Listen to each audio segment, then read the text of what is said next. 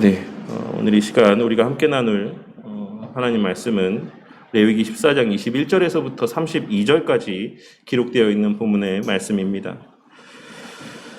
우리가 오늘 이 본문의 말씀을 살펴봄에 있어서 먼저 생각해 보아야 될 문제가 있는데, 그것은 바로 구약시대 이스라엘 백성들에게 요구되었던 이와 같은 제사법과 관련된 내용들이 오늘날 이 시대를 살아가는 우리의 삶과 어떠한 관계가 있느냐라고 하는 것을 우리는 먼저 좀 생각해 볼 필요가 있습니다.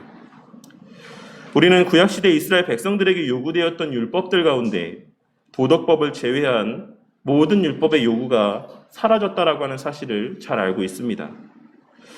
그리고 우리는 그것을 율법이 폐지되었다라고 하는 표현으로 종종 이야기를 합니다. 그리고 그 폐지라고 하는 표현이 주는 표면적인 느낌에만 집중을 한 나머지 구약시대의 율법이라고 하는 것은 이제 더 이상 우리에게 아무런 의미가 없는 것이다라고 하는 식으로 생각하게 될 때가 많고, 그렇게 레위기에 기록된 이런 복잡한 여러 규례의 말씀의 내용들은 우리에게 있어 비교적 간과되어지는 경우가 많은 것 또한 사실이라고 할 수 있습니다. 하지만 우리는 도덕법을 제외한 구약시대의 모든 율법이 폐지되었다라고 하는 사실 그 자체에 주목하기보다는 그러한 율법의 요구가 왜 사라지게 되었는가에 더 관심을 기울여야지만 될 것입니다. 우리는 이제 더 이상 유월절과 같은 절기를 지키지 않아도 되고 동물의 희생제사를 드리지 않아도 된다라고 하는 그 자체보다는 왜 구약시대 이스라엘 백성들은 그러한 율법의 구속력 아래 살아갈 수밖에 없었고 우리에게는 왜 그러한 율법의 구속력이 사라지게 되었는가에 더 관심을 가져야지만 된다는 것입니다. 그리고 우리가 그러한 관점에서 레위기에 기록된 여러 율법의 요구들을 바라볼 때 우리의 시선은 절로 우리 주 예수 그리스도에게 주목되어질 수밖에 없습니다. 그리고 그와 같은 사유의 과정 가운데 우리는 예수님께서 우리를 위해 행하신 일들에 담긴 참된 의미와 가치를 발견하고 깨달을 수가 있는 것이며, 그러한 맥락에서 우리는 이 레위기에 기록된 율법의 구체적인 내용들을 바라보고 해석할 수 있어야지만 되는 것입니다. 우리는 이 레위기에 기록된 율법의 내용들을 살펴봄에 있어 오늘날에는 비록 율법의 외적인 형식은 폐기되었지만 그 율법이 담고 있었던 본질적인 가치와 의미들은 성취되고 완성되어졌다라고 하는 사실을 결코 놓쳐서는 안 되는 것입니다. 그리고 그렇기에 우리는 구약시대 제사법을 비롯한 모든 의식법의 폐지라고 하는 개념을 단순한 폐지의 개념이 아닌 완성적 폐지의 개념으로 이해할 수 있어야지만 되는 것입니다. 쉽게 말해 구약시대의 희생제사라고 하는 외적인 모습과 요구들은 폐지가 되어졌지만 그 안에 담긴 하나님의 백성의 예배와 헌신에 대한 본질적인 가치와 교훈이라고 하는 것은 예수님으로 말미암아 온전하게 성취되어지므로 오늘날에도 여전히 유효하게 더 온전하고 완성된 의미로 우리의 삶 가운데 영향력을 발휘하고 있는 것이고, 구약시대의 음식에 대한 규례와 정결법의 규례들은 폐지가 되었지만 그 규례들이 담고 있었던 본질적인 가치라고 할 수 있는 성도의 거룩한 구별과 도덕적인 순결함의 가치 또한 예수님의 십자가 대속의 사역으로 말미암아 완성되어지므로 오늘날 이 시대를 살아가는 그리스도인들의 삶 가운데 더욱 온전한 의미에서의 구속력을 발휘하고 있는 것이다라는 사실을 우리는 늘 명심하고 살아가야지만 되는 것입니다. 그러니 우리는 이 레위기에 기록된 율법의 요구가 폐지되었다라고 해서 이 레위기에 기록된 말씀 자체가 오늘날 우리의 삶과 무관하다라고 하는 오해 가운데 내 마음에 내키는 대로의 삶, 내 소견에 옳은 대로의 삶, 그리스도인의 자유를 오용하며 방종의 삶을 살아가서는 안 되는 것입니다. 일반적으로 많은 사람들이 구약시대는 율법의 시대로, 신약시대는 은혜의 시대로 구분하는 경향들이 있지만 그보다는 구약시대에서는 은혜가 율법 아래 혹은 율법 안에 있고 신약 시대에는 율법이 은혜 아래 혹은 그 안에 있다라고 보는 것이 이 둘 사이의 개념을 보다 바르게 설명해주는 표현이라고 할 수가 있을 것입니다. 그렇게 우리는 구약 시대나 신약 시대나 율법에 담긴 의미를 바르게 깨달음으로 우리가 받은 은혜를 더욱 풍성히 깨닫고 누리며 만끽할 수 있다는 사실을 명심하고, 특히 이 레위기에 기록된 여러 율법의 본질적인 의미를 살핌에 있어서도 많은 관심을 기울여야지만 되는 것입니다. 그 가운데 오늘 우리가 함께 나눌 이 본문 말씀의 내용은 13장에서부터 이어지고 있는 피부 질환과 관계된 규례의 말씀 가운데 속한 내용입니다. 우리는 오늘 이 말씀 가운데 언급된 이 피부 질환과 관계된 규례의 내용들 가운데서도 이 피부 질환이라고 하는 외적인 모습들 가운데 주목하기보다는 이 피부 질환과 관계된 규례의 내용들을 통해 하나님께서 말씀하고 있으신 바가 무엇인지 그 본질적이고 영적인 의미에 더 관심을 기울여야지만 합니다. 그럴 때 우리는 오늘 말씀에서 이 피부 질환과 관계된 규례의 말씀들 또한 장차 예수님을 통해 성취된 구원의 은혜를 받아 누리게 된 자들의 정결함이나 순결함과 관계된 말씀이라는 사실을 깨달을 수가 있는 것이고, 더 나아가 우리의 하나님의 백성이자 예배자로서의 삶의 모습에 대한 교훈을 담고 있는 말씀이라는 사실을 발견할 수가 있는 것입니다. 오늘 이 시간 이 이스라엘 백성들을 향한 그들의 피부 질환과 관계된 이 규례의 말씀을 통하여서 오늘날 이 시대 가운데서도 시대를 불문하고 하나님께서 하나님의 백성들에게 요구하시는 삶의 모습은 무엇인지, 하나님께 예배를 드리는 자들에게 있어 그 예배를 받으시는 주체라고 할 수 있는 하나님께서 요구하시는 불변하는 본질적인 요구가 무엇인지를 발견하고 깨닫게 되므로 구약의 이스라엘 백성들보다 더욱 온전하고 완성된 의미에서의 신앙의 특권을 각자의 삶의 시간들 속에서 풍성히 누리고 만끽하며 하나님께 기쁨이 되는 신앙의 걸음을 걸어가는 저와 우리 모두가 되기를 바라겠습니다. 오늘 말씀은 앞서도 잠깐 말씀드렸던 것처럼 13장에서부터 이어지고 있는 이스라엘 백성들의 피부 질환과 관계된 규례의 말씀 중에서도 특별히 가난한 자들을 향한 규례의 말씀의 내용들이 기록된 본문의 말씀입니다. 그리고 그 가운데 13장의 말씀이 어떻게 피부 질환에 걸린 부정한 자들을 진 바깥에 격리시키는 자에 대한 말씀의 내용들이 언급되어진 본문의 말씀이라고 한다면, 14장에 기록된 이 말씀의 내용들은 그 환자가 다시 언약 공동체 안으로 다시 돌아오기 위한 과정에 대한 내용들이 기록되어 있는 본문의 말씀이라고 할 수 있습니다. 그리고 그 가운데 오늘 우리가 함께 나눌 말씀은 그 대상들 가운데 특별히 가난한 자들에 대한 내용들이 언급되어 있는 부분이라고 할 수가 있는 것입니다.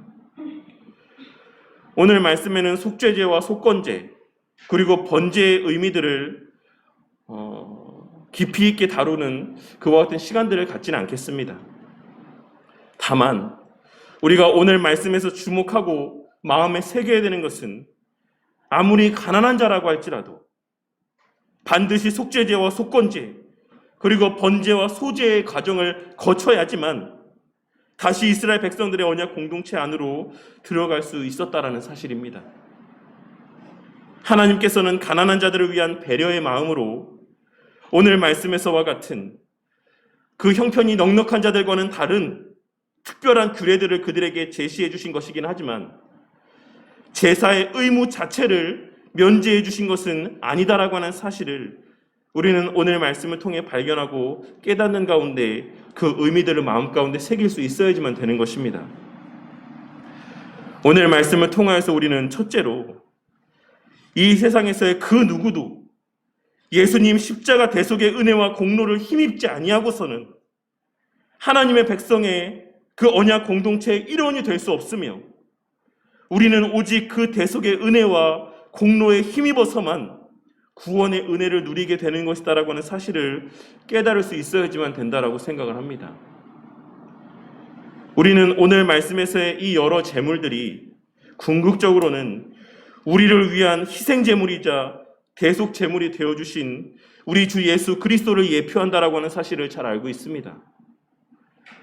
그러니 우리는 오늘 말씀에서의 가난한 자들을 위한 배려가 담긴 오늘 말씀의 이 글의 내용들 가운데서 하나님의 당신의 백성들을 향한 배려의 마음을 발견할 수 있기도 하지만 동시에 그 어떤 자들이라고 할지라도 그 어떠한 형편 가운데 있는 자들이라고 할지라도 희생 제물을 통한 제사의 과정이 없이 하나님의 언약의 효력 아래 다시 들어가게 될 수는 없다라는 사실 또한 발견하고 깨달을 수 있어야지만 되는 것입니다. 그리고 이를 통해 우리는 우리를 위한 궁극의 제사의 의미를 지니고 있는 예수님의 십자가 대속의 사역의 공로 외에는 인간이 하나님의 언약의 효력 안에 다시 거하게 될 수 있는 다른 방법이 없다라는 사실을 발견하고 깨달을 수가 있는 것입니다. 우리가 구원의 은혜를 받아 누릴 수 있는 유일한 근거와 토대는 오직 우리 주 예수 그리스도의 완전한 순종하심의 공로뿐이라고 하는 사실을 오늘 말씀을 통해 다시 한번 명심하고 살아가게 되는 저와 우리 모두가 되기를 바라겠습니다.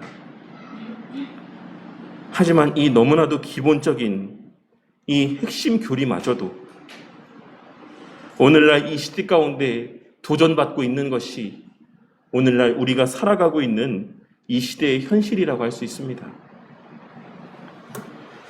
성도님들이 잘 알고 있는 김수환 추기경이라고 하는 사람은 2001년 도올 김용옥이라고 하는 사람과 대담을 나누는 자리에서 불교를 믿든지 다른 종교를 믿든지 인간으로서 참되게 양심적으로 사는 사람은 하느님께서 다 구원해 주신다라고 이야기를 하였습니다.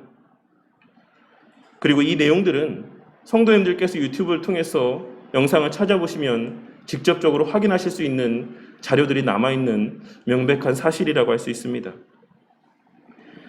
그리고 그가 그와 같은 발언을 하게 된 배경에는 로만 카톨릭 교회가 1545년에서 1563년에 걸쳐 북이탈리아의 트리엔티에서 개최하였던 제19차 에큐메니컬 공의회에서 만약 이교도들이 도덕적 양심을 따라 도덕적으로 살고 있다면 그들은 묵시적으로 교회에 들어오고 싶은 욕망을 표현하고 있는 것이고 그에 따라서 구원의 문턱을 통과할 수 있을 것이다 라고 기록된 신조를 채택한 것과 1962년에서 65년까지 로마에서 개최되었던 제21차 에큐메니컬 공의회를 통해 선언한 제2 바티칸 선언의 내용들 가운데 언급되어진 또한 하느님의 섭리는 자기 탓 없이 아직 하느님을 분명하게 알지 못하지만 하느님의 은총으로 바른 생활을 하려고 노력하는 사람들에게는 구원에 필요한 도움을 거절하지 않으신다라고 하는 내용이 그 이면에 자리하고 있다라고 할 수 있습니다. 그런데 놀라운 것은 로만 카톨릭 신자들 가운데, 로만 카톨릭 신학자들 가운데, 로만 카톨릭 교회의 이와 같은 결론과 주장들을 웨스트민스터 신앙고백서 10장 사망의 교훈과 유사한 것으로 해석하는 자들이 있다라는 것입니다. 웨스트민스터 신앙고백서 10장 사망에는 영아기에 죽은 택함을 받은 영아들은 성령을 통하여 그리스도로 말미암아 중생하고 구원받는다.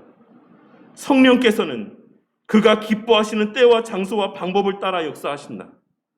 또한 말씀의 전도에 의하여 외적으로 부르심을 받을 능력이 없는 다른 모든 택함 받은 자들의 경우도 마찬가지이다 라고 기록되어 있습니다.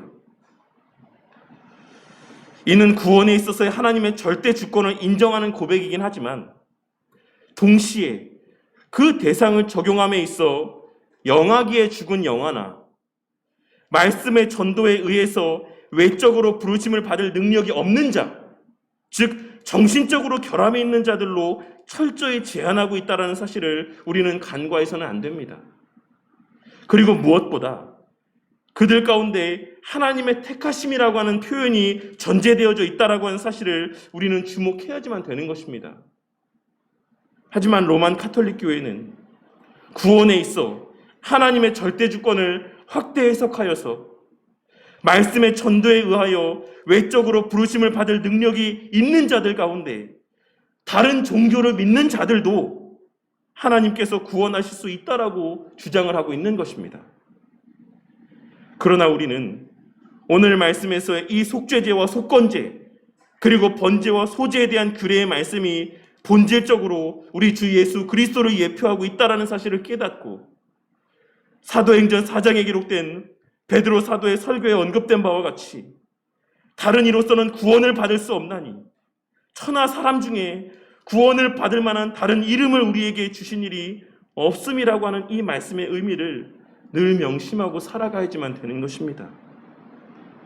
그리고 오늘 말씀을 통해 우리의 구원에 있어서의 이 명료한 기본 진리를 다시 한번 깨닫고 마음 가운데 새기게 되는 저와 우리 모두가 되기를 바라겠습니다.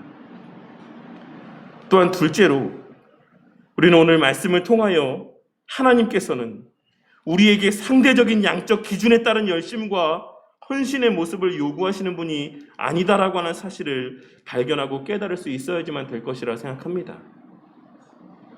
하나님께서는 우리에게 상대적인 양적 기준에 따른 열심과 헌신의 모습을 요구하시는 분이 아니라고 하는 사실을 발견하고 깨달을 수 있어야지만 된다라는 것입니다. 요즘 교회에서 직분자들을 세울 때 보는 기준은 무엇이라고 알고 있으십니까? 우리 성도님들은 혹시 큰 교회들에서 직분자들을 세울 때 교육자들이 어떠한 기준으로 직분자를 세우는지 알고 있으십니까?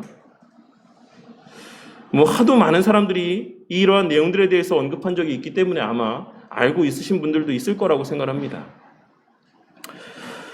철저히 저의 경험에서 말씀을 드리자면 일단 기본적으로 그 사람의 교회 출석을 봅니다.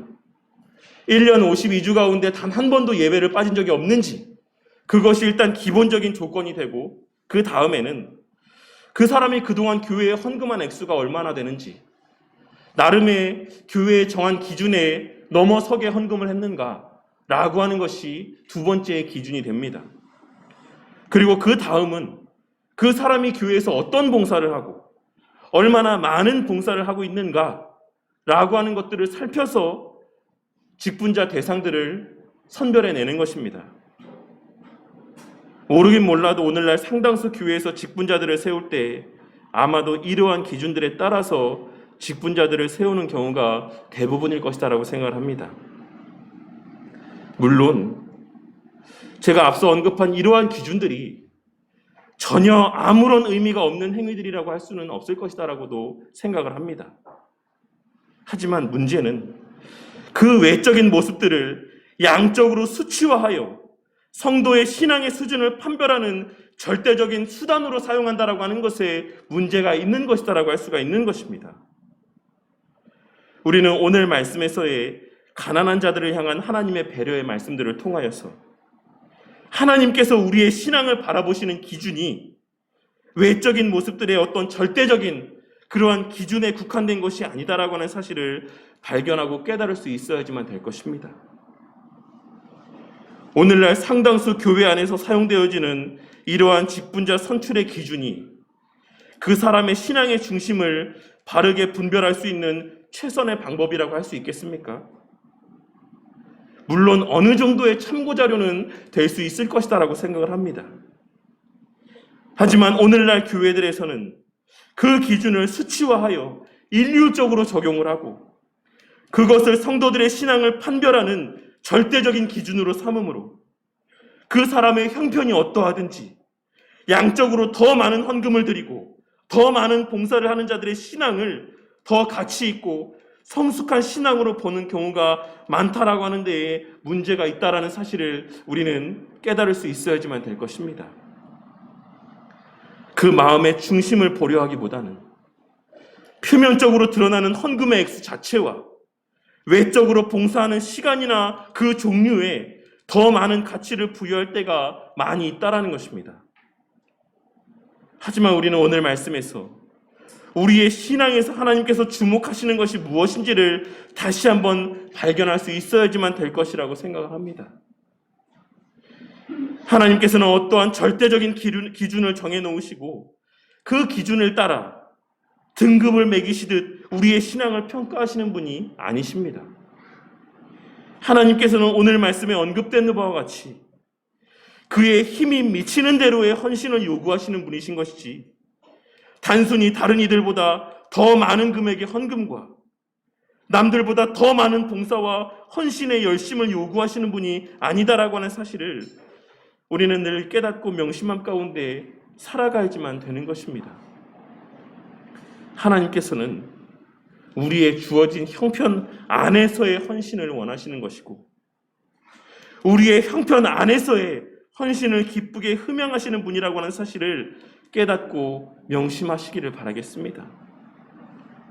그러니 우리의 이 땅에서의 살아가는 삶 가운데 내 형편이 넉넉하지 않아서, 내가 하나님 앞에 드리는 헌금의 양이 다른 이들보다 상대적으로 적은 것 같이 여겨진다라고 하더라도 낙심하지 마시기를 바랍니다. 그러한 사실들로 말미암아 위축된 신앙의 삶을 살아가는 자들이 되지 마시기를 바랍니다.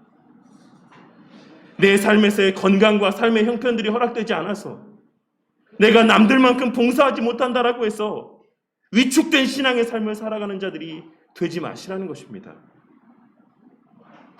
만일 그것이 나의 최선이라면, 지금 내가 나타내 보이고 있는 그 삶의 모습이 내 힘이 미치는 대로의 최선의 신앙의 삶이라고 한다면, 하나님께서는 과부의 2렙돈의 헌금과 같이 이 세상 그 누가 드린 억만금의 헌금 못지않게 어쩌면 그보다도 더 귀하고 가치 있게 그들의 그와 같은 헌신과 그 마음의 중심을 기쁘게 흠양하신다라는 사실을 깨닫고 명심하며 살아가는 저와 우리 모두가 되기를 바란다는 것입니다. 하지만 이 말이 적당히 신앙생활해도 된다라는 의미의 말씀이 아니다라고 하는 사실 또한 깨닫게 되는 은혜가 있으시기를 바라겠습니다.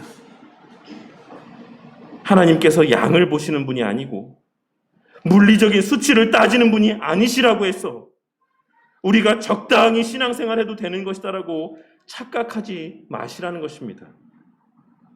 하나님은 우리의 마음의 중심을 보시는 분이십니다.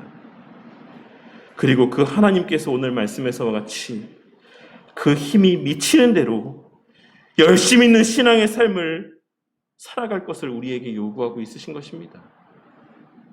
내가 더 많은 것을 드릴 수 있는 형편이 됨에도 불구하고 이러한 규례들이 예비되어져 있다라고 하는 사실을 악용하여서 드릴 수 있음에도 적당히 적게 드리는 그러한 삶을 살아가는 자들이 되지 말라고 말씀하고 있으시다라는 사실을 우리는 오늘 말씀을 통해 발견하고 깨달을 수 있어야지만 되는 것입니다. 하나님께서는 오늘 말씀을 통해 그 힘이 미치는 대로 열심 있는 신앙의 삶을 우리에게 요구하고 있으십니다. 물론 그러한 우리의 행위가 우리를 의롭게 하거나 하나님 앞에서의 어떤 공로를 쌓게 해주는 것은 아닙니다. 로만 카톨릭에서 이야기하고 있는 것처럼 우리의 그 도에 지나친 열심들이 잉여 공로가 되어서 우리의 어떤 죄된 삭슬 탕감해 주거나 다른 공로로 여김받는 것이 아니다라는 것입니다. 단지 하나님께서는 하나님 앞에서의 우리의 전심과 전력을 요구하시므로 하나님께서 우리의 삶 가운데 그러한 자리를 요구하신다라고 하는 사실을 깨닫게 하고자 하는 의도에서 이와 같은 말씀을 우리 가운데 들려주고 있으신 것입니다. 나는 너의 삶에 있어서 가장 중심의 자리에 있고 싶다. 나는 너의 삶에 있어서 가장 최선의 자리에 위치하고 싶다. 내가 네 삶에 있어 가장 그 우선의 자리에 자리하고 싶다. 세상의 그 어떤 대상을 향한 열심보다 나를 향한 열심이 가장 뜨겁고 가장 크기를 원한다. 하나님께서는 바로 그러한 마음을 우리 가운데 증거하시기 위해 너의 힘이 미치는 대로, 너의 힘이 닿는 대로 네가 할 수 있는 최선의 힘을 다해서 하나님 앞에서의 신앙의 삶을 살아가라고 우리에게 말씀하고 있으신 것입니다. 이 사실을 깨닫고 명심한 가운데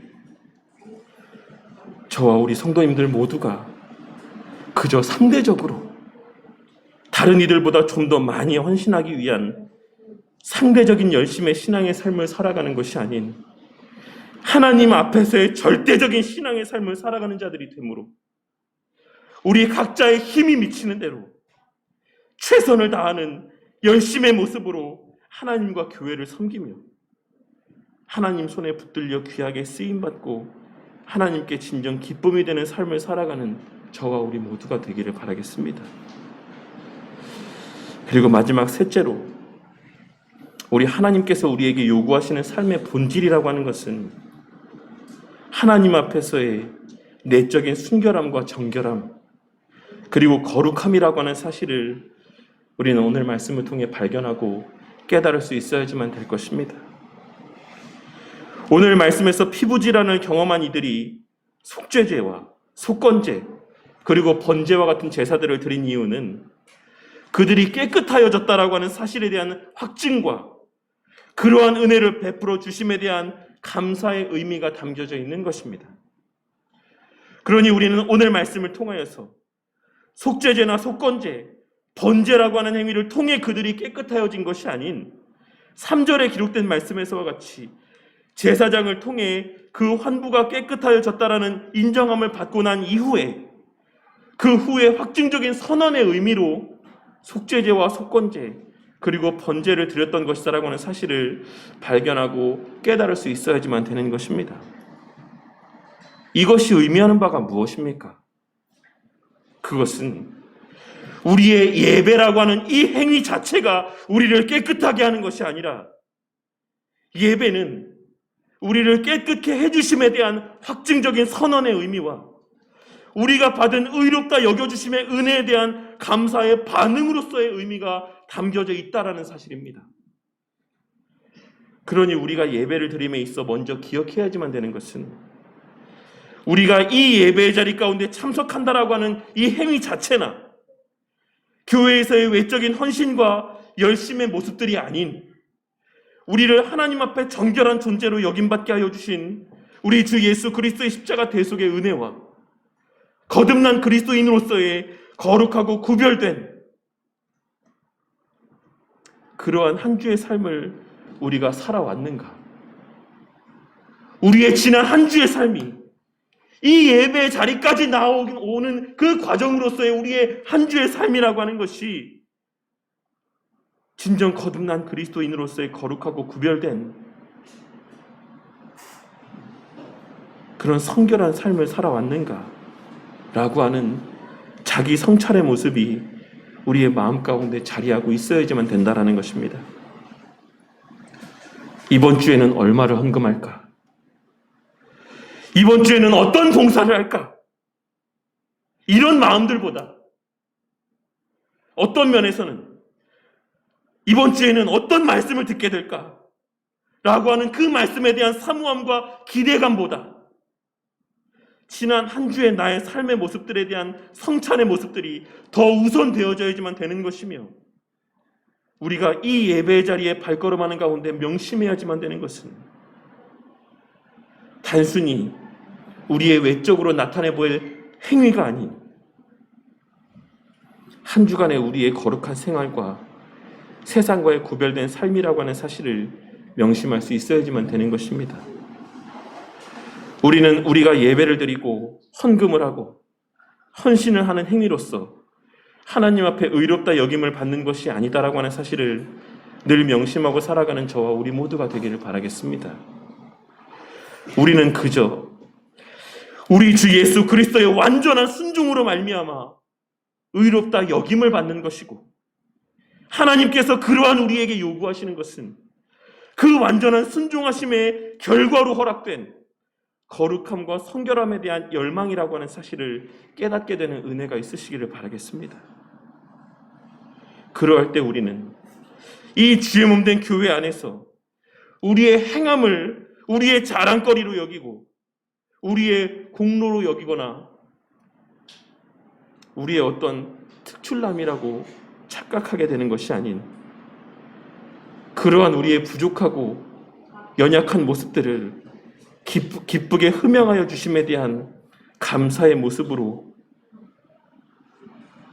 증거할 수 있는 것이며,